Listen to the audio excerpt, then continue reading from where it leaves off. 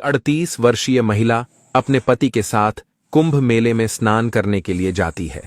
गंगा नदी में स्नान के बाद जब वह बाहर निकलती है तो अपने पति से बिछड़ जाती है। महिला अपने पति को इधर उधर खोजने का प्रयास करती है, लेकिन उसे कहीं भी पति नहीं मिलता।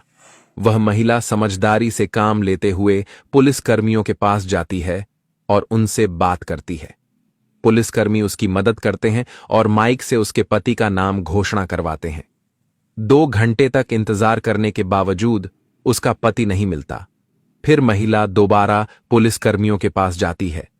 वे उसे सलाह देते हैं कि वह लगातार माइक पर घोषणा करवाती रहे और जब तक आपके पति आपको नहीं मिल जाते तब तक आप यहीं पर बैठे रहिएगा, वहां से हटिएगा मत।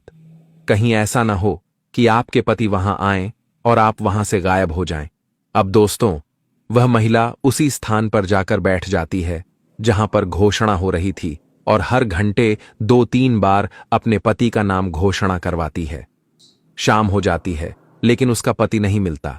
इस वजह से वह महिला फूट फूट कर रोने लगती है, चिल्ला चिल्ला कर बिलखने लगती है। उस महिला का नाम उर्मिला होता है और उसकी उम्र लगभग 38 साल होती है। उसके पति का नाम सौरभ यादव है, जिसकी उम्र लगभग 45 साल है। दोनों पति पत्नी बिहार के दरभंगा जिले के रहने वाले हैं और बड़े शौक व श्रद्धा से कुंभ मेले में स्नान करने आए थे। लेकिन जब शाम हो जाती है और उर्मिला को उसका पति नहीं मिल पाता तो वह टूट जाती है, क्योंकि उसके पास न पैसे थे, न मोबाइल, न कपड़े। उसका सारा सामान, पैसे और मोबाइल सब कुछ उसके पति सौरभ के पास था। जब वह महिला नहाने के लिए जा रही थी तो उसके पति ने उससे कहा था, पहले तुम जाकर नहा लो, मैं सारा सामान संभालता हूं। जब तुम नहाकर आओगी तब मैं नहाने जाऊंगा और तब तुम सामान का ध्यान रखना। लेकिन इसी दौरान वह महिला अपने पति से बिछड़ जाती है और उसका पति समझ ही नहीं पाता कि वह कहां चली गई है। दोस्तों, मैं आपको बता दूं कि कुंभ मेले में अक्सर ऐसा होता है। जब लाखों लोग एक साथ नहाने जाते हैं तो भीड़ में किसी को भी रास्ता पहचानने में मुश्किल होती है।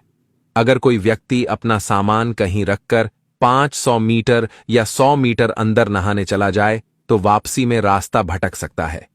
उसे यह समझ नहीं आता कि किस रास्ते से वापस जाना है और यही समस्या उस महिला के साथ हो जाती है। जब शाम के 7 बज जाते हैं तो महिला को बहुत ठंड लगने लगती है। वह बिना किसी सहारे के ठंड में कांपने लगती है, क्योंकि उसके पास न गर्म कपड़े हैं न कोई अन्य सहारा। क्योंकि दोस्तों, वह भीगे हुए कपड़ों में नहाकर निकली थी और तभी से उसका पति उससे लापता हो गया था। उसने अपने पति को बहुत ढूंढने की कोशिश की, लेकिन वह नहीं मिला। भीगे कपड़ों में बैठकर वह इंतजार करती रही। जब शाम के 7 बज जाते हैं और कोई रास्ता नजर नहीं आता तो वह महिला एक साधु महात्मा के तंबू में जाकर बैठ जाती है। वहां आग जल रही थी, जिससे उसे ठंड से राहत मिलती है और वह आग सेंकने लगती है। तभी साधु बाबा, जो वहां बैठे थे, उससे पूछते हैं, आपके साथ क्या हुआ है? आप इतनी परेशान क्यों हैं? रो क्यों रही हैं? तब महिला अपनी पूरी कहानी साधु बाबा को बताती है कि कैसे उसके पति गुम हो गए हैं। साधु बाबा उसे दिलासा देते हुए कहते हैं, आप चिंता मत करिए, आपके पति बस आ ही रहे हैं, रास्ते में हैं। मुझे ऐसा लग रहा है कि 1-2 मिनट में आपके पति से आपकी मुलाकात हो जाएगी। महिला साधु की इस बात पर विश्वास कर लेती है और आशा के साथ उनके पास बैठी रहती है। तभी दोस्तों, थोड़ी देर बाद साधु बाबा उससे बातचीत करते हुए कहते हैं, अभी तक तुम्हारा कोई बच्चा पैदा नहीं हुआ है ना? यह सुनकर वह महिला एकदम चौंक जाती है और कहती है, बाबा, यह बात आपको कैसे पता? आप सही कह रहे हैं, मेरा कोई बच्चा नहीं हुआ है। डॉक्टर ने कहा था कि मैं जीवन में कभी बच्चा पैदा नहीं कर सकती, मेरे ही अंदर कुछ कमी है। साधु बाबा उसे दिलासा देते हुए कहते हैं, मेरे पास इसका उपाय है, तुम्हारा बच्चा हो जाएगा। यह सुनकर जो महिला पढ़ी लिखी नहीं थी, उसकी खुशी का कोई ठिकाना नहीं रहता। वह कुछ देर के लिए भूल जाती है कि वह कुंभ मेले में है और उसका पति वहां खो गया है। खुशी से भावुक होकर वह महिला हाथ जोड़कर साधु बाबा के पैरों में गिर जाती है और कहती है, बाबा, मैं बच्चे के लिए बहुत तड़प चुकी हूं। हमारे गांव के एक साधु बाबा ने कहा था कि कुंभ मेले में जाकर स्नान कर लो, शायद तुम्हारी इच्छाएं पूरी हो जाएंगी। इसलिए मैं अपने पति के साथ यहां आई थी। लेकिन यहां आने के बाद मेरी आपसे मुलाकात होगी, यह तो मैंने कभी सोचा भी नहीं था। और आप मेरे बारे में इस तरह सब कुछ जान जाएंगे, यह भी मुझे नहीं पता था। महिला हाथ जोड़कर साधु बाबा से कहने लगती है, बाबा बताइए मुझे बच्चा पैदा करने के लिए क्या करना होगा। साधु बाबा उसे एक सेब देते हुए कहते हैं, यह सेब खा लो और यहीं पर लेट जाओ, कुछ देर में सब ठीक हो जाएगा। महिला, जो अधिक पढ़ी लिखी या जानकार नहीं थी, साधु बाबा की बात मान लेती है और सेब खा लेती है। जैसे ही वह सेब खाती है, बेहोश होकर वहीं तंबू में सो जाती है। जब वह महिला बेहोश होती है तो साधु बाबा तंबू का दरवाजा बंद कर लेते हैं और उसके साथ गंदी हरकतें करते हैं। महिला को होश आने में 5 घंटे लगते हैं। जैसे ही उसे थोड़ी होश आता है, साधु बाबा फिर से उसे एक और सेब खिलाते हैं, जिससे वह फिर से नशे में डूब जाती है और तंबू में पड़ी रहती है। यह सिलसिला 3 दिनों तक चलता रहता है। महिला को एक पल के लिए भी यह एहसास नहीं होता कि साधु बाबा उसकी मदद नहीं कर रहा, बल्कि उसके साथ गलत कर रहा है। भगवान की कृपा से जब साधु बाबा किसी काम से तंबू से बाहर जाते हैं, तभी एक रिपोर्टर की नजर उस महिला पर पड़ जाती है। रिपोर्टर को शक होता है कि महिला साधु बाबा के तंबू में क्यों सोई हुई है। वह तुरंत महिला के पास जाकर उसे उठाने की कोशिश करता है, लेकिन उसे पता चलता है कि महिला पूरी तरह से नशे में है। रिपोर्टर तुरंत 3-4 पुलिस वालों को बुलाता है और उन्हें पूरे मामले की जानकारी देता है। जब पुलिस वाले उस महिला को उठाने की कोशिश करते हैं तो वह उठती है। पुलिस उससे पूछताछ करते हैं, आप यहां पर क्या कर रही हैं और किसके साथ यहां पर सोई हुई हैं? महिला बताती है, हमारे साथ यहां एक बाबा थे, उन्हीं के साथ मैं पूजा पाठ कर रही थी। फिर पुलिस उससे पूछती है, वो बाबा कहां चले गए हैं जिनके साथ आप यहां रुकी थीं और पूजा कर रही थीं? महिला जवाब देती है, अभी तो वे मेरे साथ यहीं थे, लेकिन अभी बाहर गए हैं। महिला इतनी होश में नहीं थी कि उसे यह भी एहसास नहीं था कि बाबा ने उसके साथ क्या किया या कितने दिनों से वह तंबू में रुकी हुई थी। पुलिस वाले उसे वहां से उठाकर ले जाने की कोशिश करते हैं, लेकिन महिला उनके साथ जाने से इनकार कर देती है। वह कहती है, नहीं, जब तक बाबा जी वापस नहीं आ जाएंगे मैं यहां से नहीं जाऊंगी। पुलिस वाले यह देखकर हैरान हो जाते हैं, क्योंकि वे समझ चुके थे कि महिला के साथ गलत हुआ है और उसे नशे की हालत में रखा गया है। अब पुलिस वाले भी हैरान हो जाते हैं, क्योंकि वे समझ चुके थे कि इस महिला के साथ गलत किया जा रहा है। उसे नशे की दवा देकर उसके साथ बुरा बर्ताव किया जा रहा था। वहां पर इतना हंगामा हो जाता है कि आसपास के लोग इकट्ठा हो जाते हैं।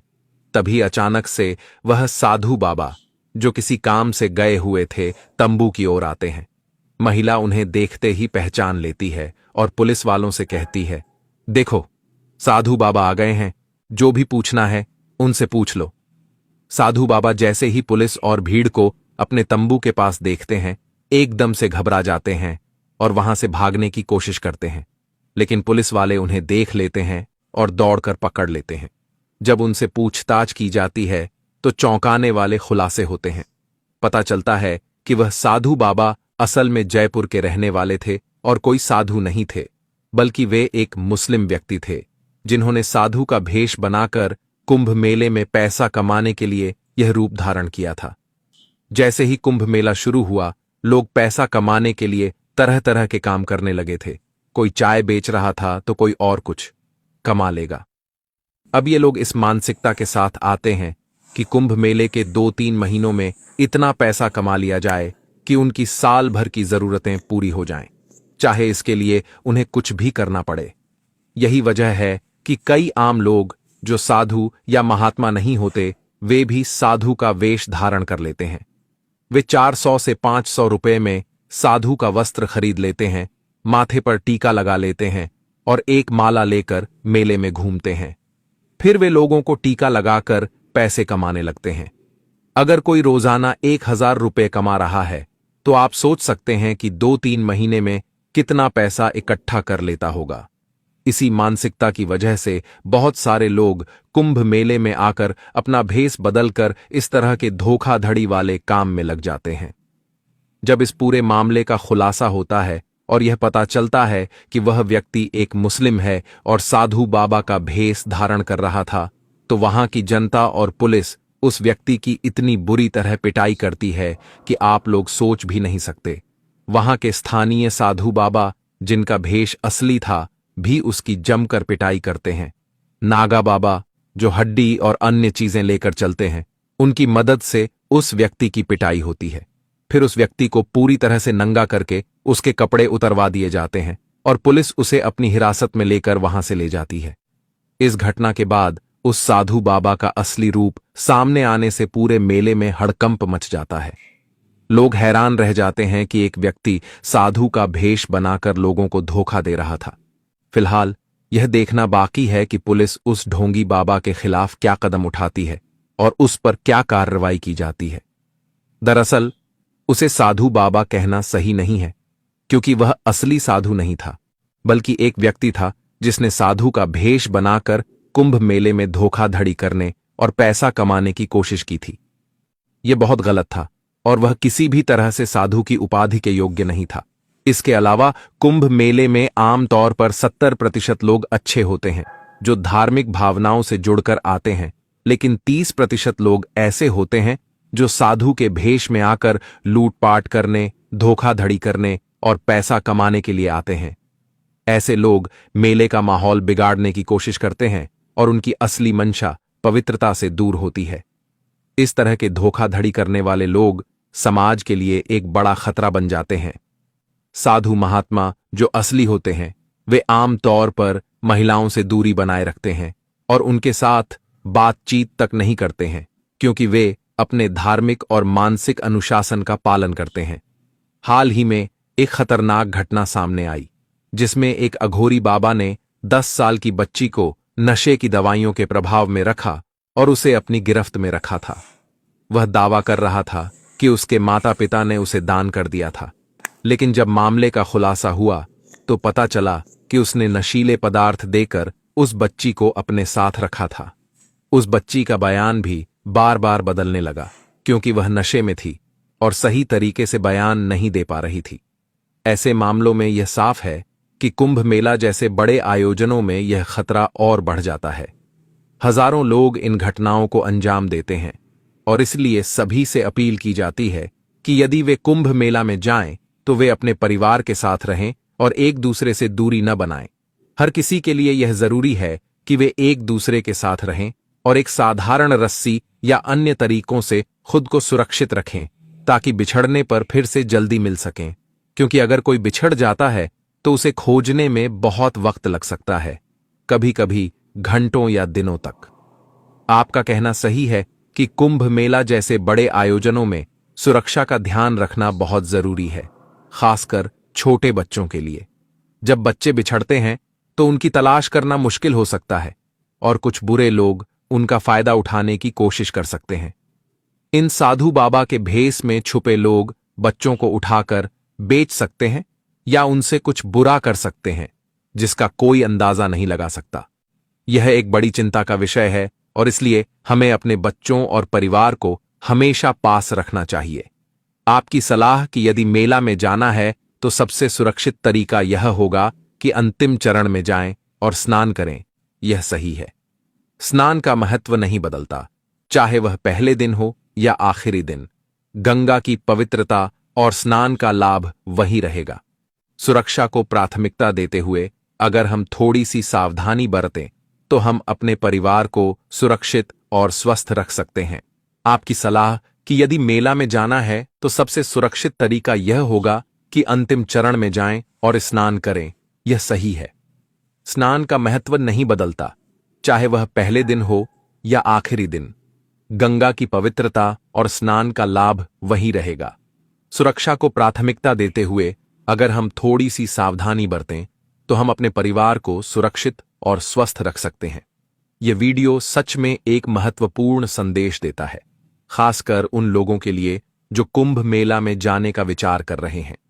यह समझना जरूरी है कि ऐसे बड़े आयोजनों में हमेशा सतर्क रहना चाहिए और अपनी सुरक्षा का ध्यान रखना चाहिए। आपके द्वारा उठाए गए मुद्दे पर ध्यान देना महत्वपूर्ण है, ताकि हम ऐसे धोखेबाजों से बच सकें और दूसरों की मदद भी कर सकें। इस कहानी का उद्देश्य किसी को दुखी करना या किसी की भावनाओं को ठेस पहुंचाना नहीं है। हमारा उद्देश्य आपको जागरूक और सतर्क बनाना है, ताकि आप इन कहानियों से सीखकर समाज में सकारात्मक बदलाव का हिस्सा बन सकें। तब दोस्तों, यह कहानी कोई साधारण कहानी नहीं थी, यह कहानी एक सत्य घटना पर आधारित थी। तो आपको यह घटना कैसी लगी? अगर आपको यह वीडियो पसंद आया हो तो कृपया इसे लाइक करें और कमेंट बॉक्स में जय श्री राम लिखें। साथ ही हमारे YouTube channel fire crime story hub को सब्सक्राइब करना न भूलें, ताकि आप ऐसी और प्रेरणादायक कहानियों से जुड़ी रहें। धन्यवाद। जहां भी रहें, सुरक्षित रहें और सचेत रहें। दोस्तों, अपना कीमती समय देने के लिए बहुत बहुत धन्यवाद। फिर मिलते हैं एक नई कहानी वीडियो में। तब तक के लिए आप सभी का बहुत बहुत धन्यवाद।